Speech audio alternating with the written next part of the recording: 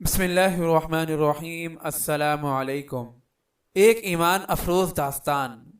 Hulagu Khan کی بیٹی Baghdad میں گشت کر رہی تھی کہ ایک ہجوم پر اس کی نظر پڑی۔ پوچھا، لوگ یہاں کیوں اکٹھے ہیں؟ جواب آیا، ایک عالم کے پاس کھڑے ہیں۔ اس نے عالم کو اپنے سامنے پیش ہونے کا حکم دیا۔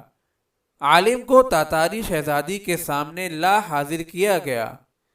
شہزادی مسلمان عالم سے سوال کرنے لگی، کیا تم لوگ اللہ پر ایمان نہیں رکھتے؟ عالم بولا، یقیناً ہم ایمان رکھتے ہیں۔ شہزادی نے کہا، کیا تمہارا ایمان نہیں کہ اللہ جسے چاہے غالب کرتا ہے؟ عالم بولا، یقیناً ہمارا اس پر ایمان ہے۔ شہزادی نے کہا، تو کیا اللہ نے آج ہمیں تم لوگوں پر غالب نہیں کر دیا ہے؟ عالم بولا، یقیناً کر دیا ہے۔ شہزادی نے کہا، تو کیا یہ اس بات کی دلیل نہیں کہ خدا ہمیں تم سے زیادہ چاہتا ہے؟ عالم بولا، نہیں۔ شہزادی نے کہا، کیسے؟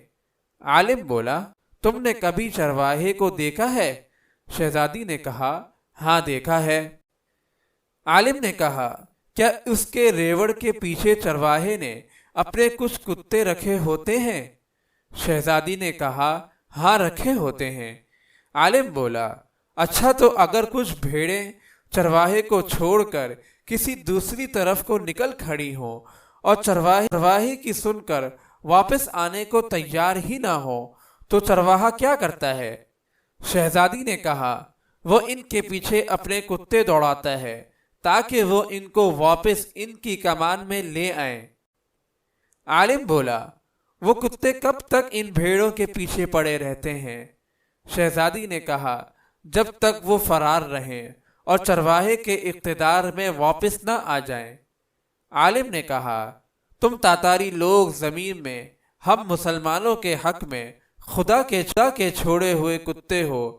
جب تک ہم خدا کے در سے بھاگے رہیں گے اور اس کی اطاعت اور اس کے منہج پر نہیں آ جائیں گے، تب تک خدا تمہیں ہمارے پیچھے دوڑائے رکھے گا اور ہماری گردنوں پر مسلط رکھے گا۔ جب ہم خدا کے در پر واپس آ جائیں گے، اس دن تمہارا کام ختم ہو جائے گا۔ آج پھر وہی حال ہے۔